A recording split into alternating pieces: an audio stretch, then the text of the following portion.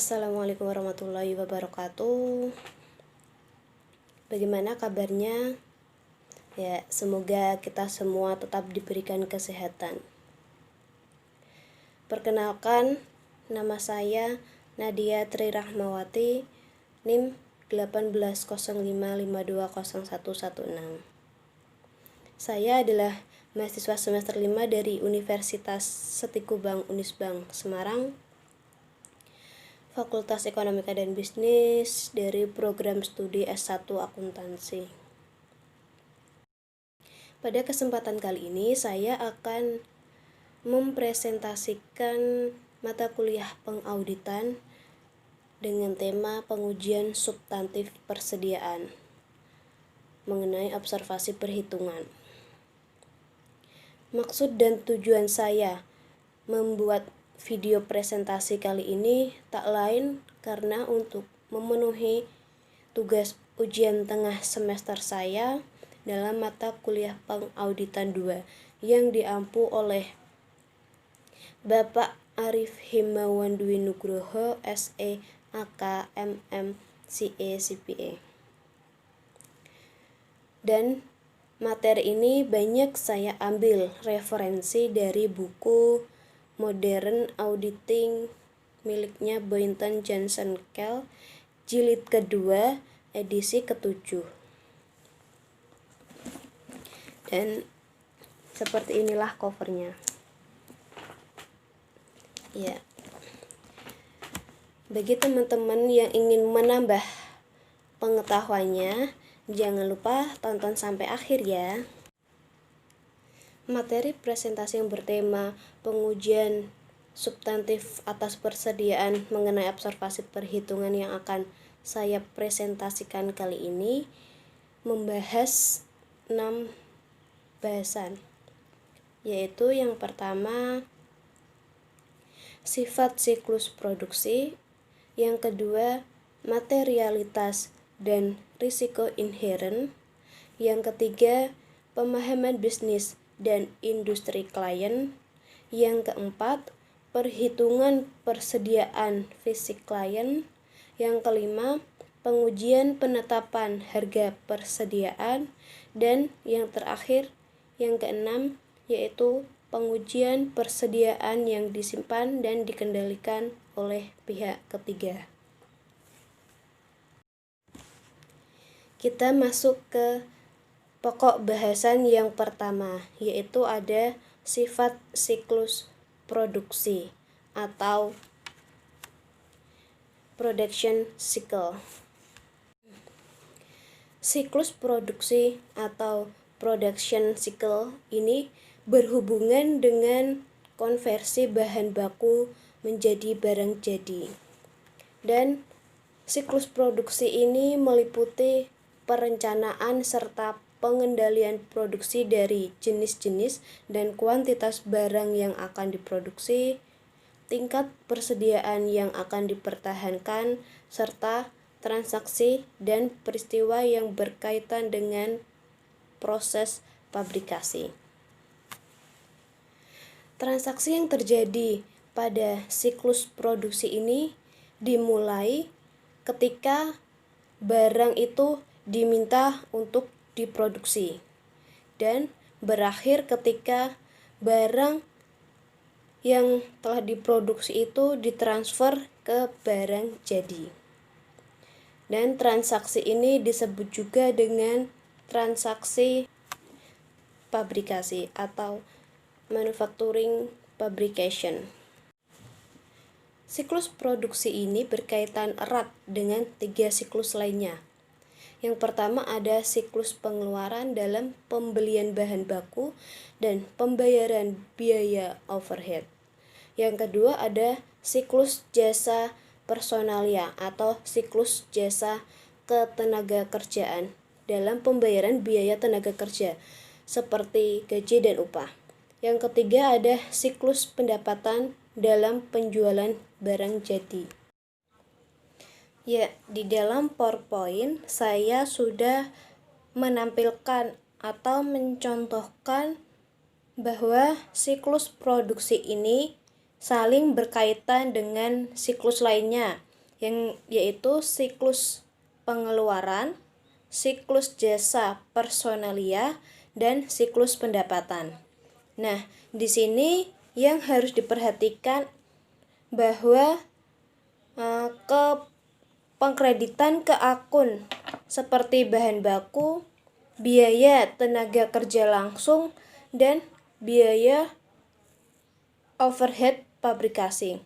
Sedangkan untuk pendebitan yaitu ke akun persediaan barang dalam proses dan ayat jurnal untuk mencatat perpindahan biaya produksi yang sudah selesai dari barang dalam proses ke barang jadi yang berasal dari transaksi pabrikasi pada siklus produksi ini. Walaupun biasanya dianggap sebagai transaksi siklus pendapatan, namun pemindahan biaya dari barang jadi yang diproduksi ke harga pokok penjualan didasarkan atas data biaya yang terakumulasi dalam siklus produksi. Selanjutnya ada pokok bahasan kedua mengenai materialitas dan risiko inheren. Dalam PowerPoint saya sudah menyajikan contoh ilustrasi dari statistik industri tertentu. Industri di sini yang saya tampilkan yaitu toko eceran, pabrikan peralatan rumah tangga, serta pabrikan komputer. Dari ketiga industri ini, persediaan merupakan bagian yang material dari proses audit. Materialitas. Sesuai dengan ilustrasi yang sebelumnya, dari ketiga industri tadi kan akun persediaan merupakan bagian yang material dalam proses inti audit. Nah, oleh karena itu, bagi tiga entitas tadi yang saya ilustrasikan, persediaan sangatlah penting karena persediaan merupakan unsur yang material tadi dalam proses audit, dan audit atas persediaan merupakan hal yang penting dalam mencapai pendapat seorang auditor tentang kewajaran penyajian laporan keuangan secara keseluruhan. Pada umumnya, proses audit yang di dalamnya itu termasuk mengamati keberadaan persediaan dan mengaudit atas ketepatan penilaian persediaan membutuhkan banyak biaya. Dan oleh sebab itu, biasanya seorang auditor akan mengalokasikan suatu jumlah yang signifikan ke dalam audit persediaan, tapi tidak melebihi jumlah yang ia anggap bakal mempengaruhi analisis dari pemakai laporan keuangan. Selanjutnya ada risiko inheren. Risiko inheren dari terjadinya salah saji laporan keuangan yang disebabkan oleh transaksi persediaan pada jaringan hotel atau distrik sekolahan itu relatif rendah karena persediaan bukanlah bagian yang material dari kedua jaringan tersebut. Namun, bagi pedagang grosir, pedagang eceran atau pabrikan seperti ilustrasi yang saya contohkan tadi, persediaan dapat dinilai sebesar atau mendekati maksimum karena volume transaksi pembelian, pabrikasi, dan penjualan yang mempengaruhi akun-akun ini biasanya tinggi, sehingga mempengaruhi peluang terjadinya salah saji. Dan alasan yang kedua yaitu sering terjadinya perdebatan seputar identifikasi, pengukuran, dan alokasi biaya-biaya yang dimasukkan ke dalam persediaan, seperti biaya bahan baku, biaya tenaga kerja, biaya overhead pabrik, biaya produk gabungan, dan disposisi varian biaya. Akuntansi untuk bahan sisa dari proses produksi, serta masalah akuntansi biaya lainnya. Alasan yang ketiga yaitu sangat beragamnya jenis persediaan yang terkadang mengharuskan penggunaan prosedur khusus untuk menentukan kuantitas persediaan, seperti volume geometrik timbunan persediaan, fotografi dari udara, dan estimasi kuantitas oleh seorang pakar. Alasan yang keempat yaitu persediaan itu sering kali disimpan di berbagai lokasi, sehingga menambah kesulitan yang berhubungan dengan penyelenggaraan pengendalian fisik terhadap pencurian dan kerusakan, serta akuntansi yang tepat untuk barang dalam perjalanan di antara lokasi-lokasi itu. Alasan yang selanjutnya yaitu sangat beragamnya jenis persediaan mungkin saja dapat menimbulkan masalah khusus dalam menentukan kualitas dan nilai pasarnya.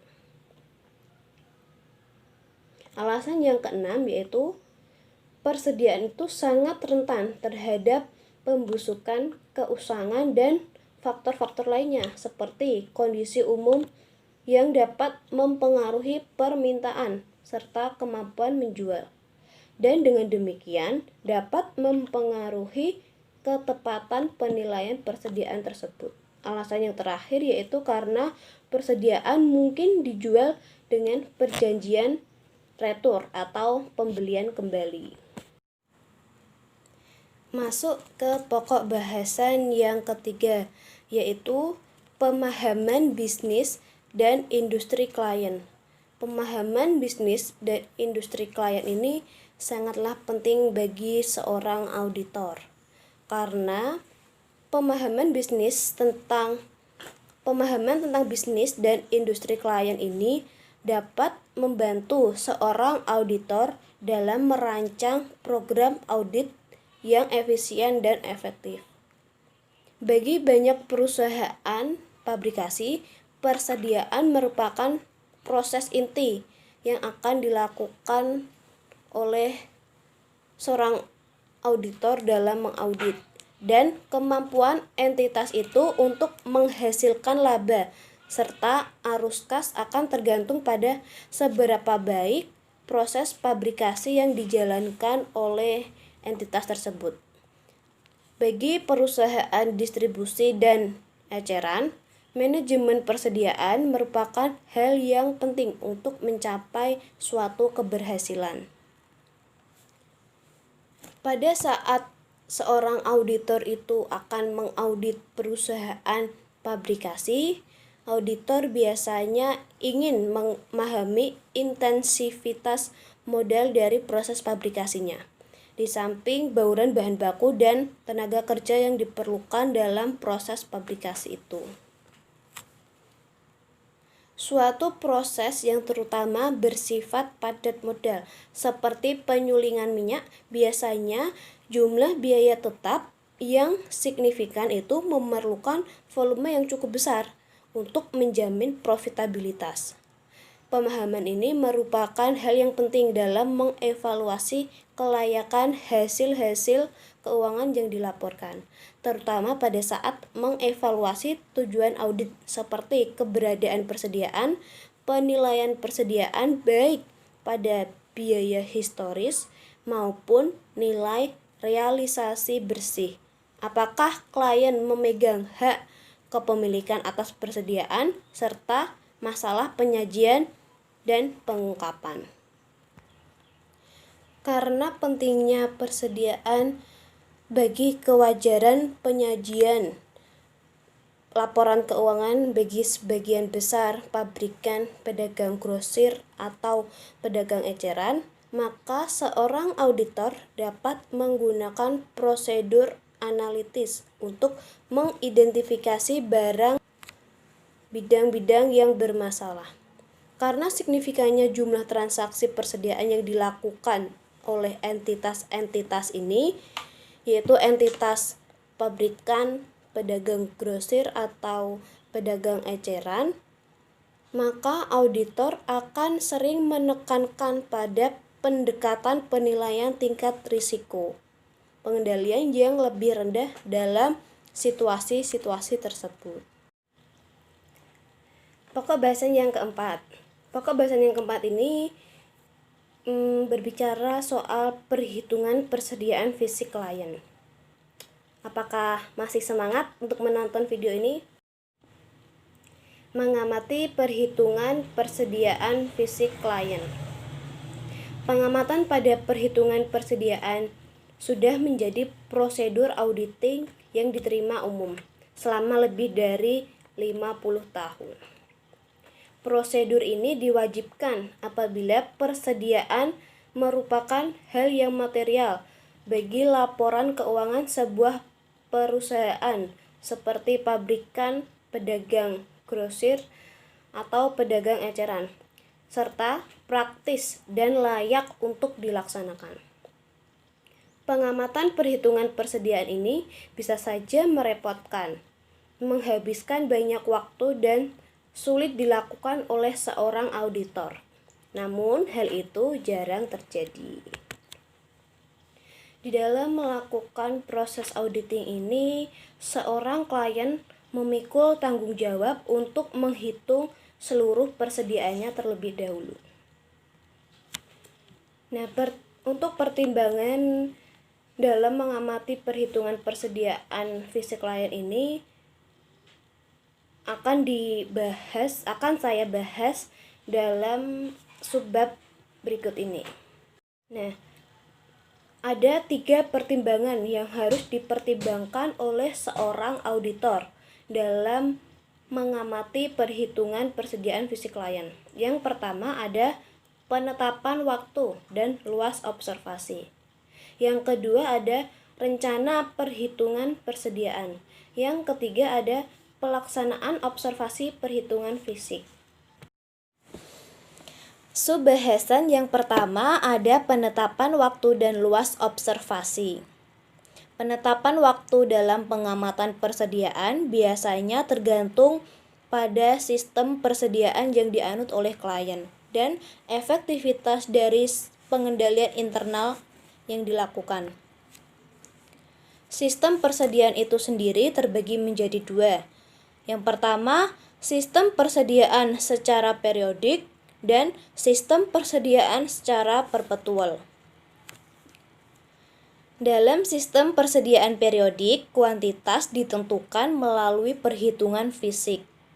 Dan semua perhitungan ini harus dilakukan pada tanggal tertentu. Tanggal itu harus ditetapkan pada atau mendekati tanggal neraca.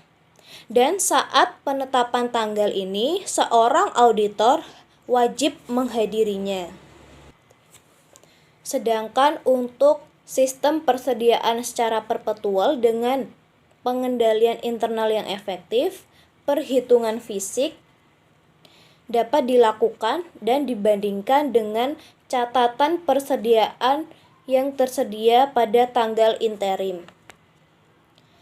Apabila catatan persediaan perpetual ini telah diselenggarakan dengan baik dan perbandingan dengan perhitungan fisik secara periodik yang telah dilakukan oleh klien, maka seorang auditor harus menghadiri untuk mengamati sampel representatif dari perhitungan semacam itu.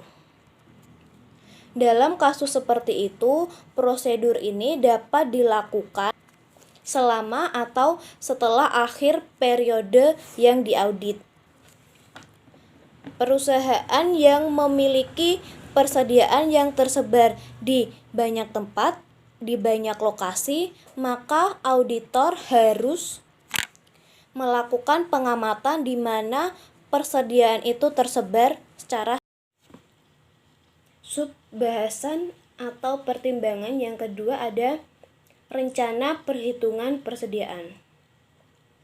Perhitungan persediaan fisik oleh klien biasanya dilakukan sesuai dengan rencana atau daftar instruksi.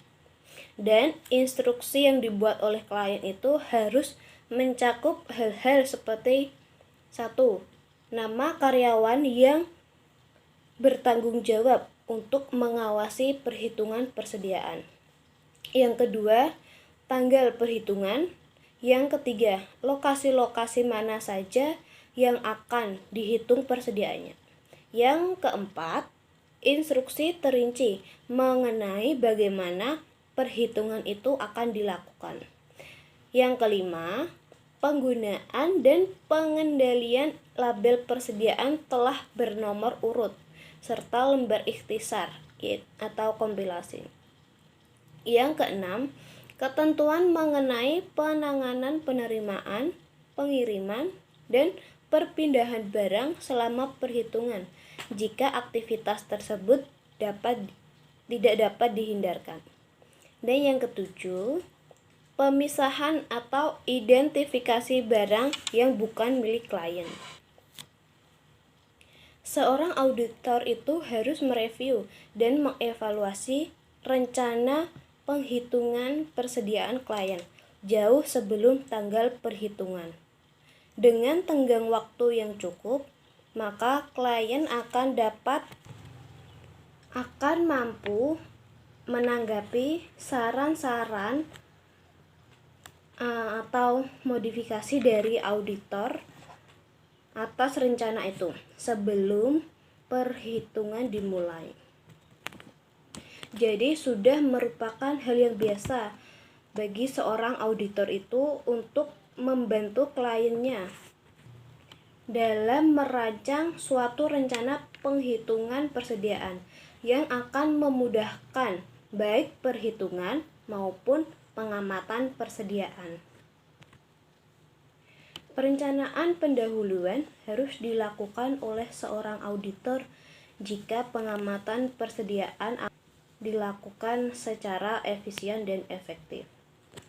Seorang auditor yang berpengalaman biasanya bertanggung jawab untuk merencanakan prosedur, menentukan kebutuhan tenaga kerja, serta menugaskan anggota tim audit ke lokasi-lokasi tertentu.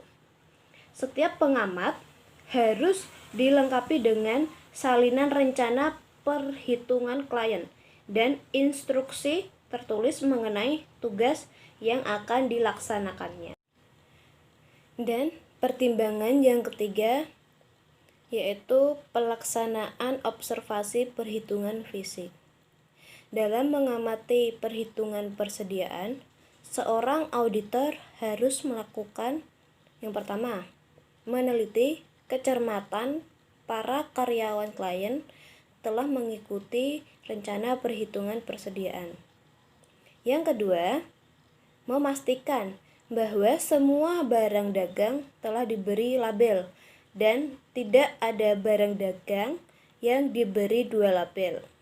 Yang ketiga, menentukan bahwa label persediaan bernomor urut dan lembar kompilasi ini telah dikendalikan dengan semestinya. Yang keempat, melakukan beberapa pengujian perhitungan dan menelusuri kuantitas ke lembar kompilasi. Yang kelima, mewaspadai wadah-wadah yang kosong dan tempat-tempat lowong yang mungkin ada apabila barang ditumpuk dalam formasi yang rapat. Yang keenam, mewaspadai adanya persediaan barang yang rusak dan usang. Yang ketujuh, menilai kondisi umum persediaan. Yang kedelapan, mengidentifikasi dokumen penerimaan dan pengiriman terakhir yang digunakan, dan memastikan bahwa barang yang diterima selama perhitungan telah dipisahkan sebagaimana mestinya. Dan yang terakhir yaitu mengajukan pertanyaan tentang eksistensi barang persediaan yang lambat dalam pergerakannya. Dalam melakukan pengujian perhitungan, seorang auditor harus mencatat perhitungan yang dilakukan dan memberikan deskripsi yang lengkap serta akurat mengenai barang tersebut, yang meliputi nomor identifikasi, satuan ukuran, luas, dan lain-lain di dalam kertas kerja. Setelah persediaan itu telah selesai dihitung, auditor harus membuat label baik yang digunakan maupun yang tidak digunakan atau dalam lembar ikhtisar. Dan juga seorang auditor itu harus mendapatkan informasi yang cukup sehingga tidak ada persediaan yang bisa ditambahkan ke perhitungan setelah auditor melakukan perhitungan. Beberapa kecurangan yang signifikan pernah terjadi, yaitu menetapkan persediaan terlalu tinggi pada saat auditor tidak mengendalikan lembar perhitungan atau label secara memadai. Dan setelah prosedur pengamatan persediaan ini telah selesai, sejumlah anggota tim audit harus menyiapkan lembar ikhtisar. Lembar ikhtisar tersebut mencangkup unsur yang pertama, penyimpangan dari rencana perhitungan persediaan yang telah disusun oleh klien. Yang kedua, luas pengujian perhitungan dan setiap selisih yang material yang dihasilkan. Yang ketiga, kesimpulan mengenai keakuratan perhitungan dan kondisi umum persediaan. Apabila persediaan itu merupakan hal yang material bagi suatu entitas, kok kemudian auditornya tidak mengamati perhitungan persediaan menjelang akhir tahun, maka pengujian atas catatan akuntansi saja tidak akan memadai dalam kaitannya dengan kuantitas, serta auditor itu harus selalu melakukan atau mengamati beberapa perhitungan fisik persediaan dan menerapkan pengujian yang tepat atas transaksi yang terjadi selama. Sekarang masuk ke pokok bahasan yang kelima. Pokok bahasan yang kelima ini berbicara soal pengujian penetapan harga persediaan. Pengujian penetapan harga persediaan. Pengujian ini mencakup pemeriksaan atas dokumentasi pendukung, baik untuk harga pokok maupun nilai pasar persediaan. Jadi pengujian ini berhubungan dengan asersi penilaian atau alokasi. Pengujian ini juga menyangkut penentuan bahwa prosedur penetapan harga yang digunakan harus konsisten dengan harga yang digunakan dalam tahun-tahun sebelumnya. Review atas catatan persediaan secara perpetual dan pengajuan pertanyaan kepada klien harus memungkinkan auditor untuk menentukan baik dasar maupun metode penetapan harga yang digunakan di dalam menetapkan harga kuantitas persediaan. Sebaliknya, konsistensi penetapan harga ini dapat diterapkan dengan melihat kembali kertas kerja tahun sebelumnya dalam audit yang berulang atau laporan keuangan tahun sebelumnya. Nah, langkah untuk memverifikasi penetapan harga ini mencakup penelaahan atas penetapan harga barang yang usang dan rusak guna untuk memastikan bahwa barang tersebut tidak dinilai melebihi nilai realisasi bersih pada tanggal laporan. Bukti pendukung mengenai biaya per unit bervariasi menurut sifat persediaannya. Bagi barang-barang yang dibeli untuk dijual kembali, digunakan atau dikonsumsi meliputi persediaan barang dagang, bahan baku, dan perlengkapan. Harga pokok harus di-vouching ke faktur penjual representatif.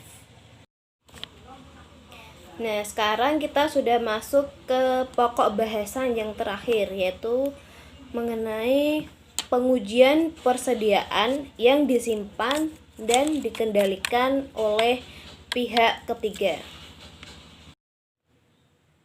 Pengujian persediaan yang disimpan dan dikendalikan oleh pihak ketiga. Pihak ketiga di sini yaitu bisa berupa kustodian.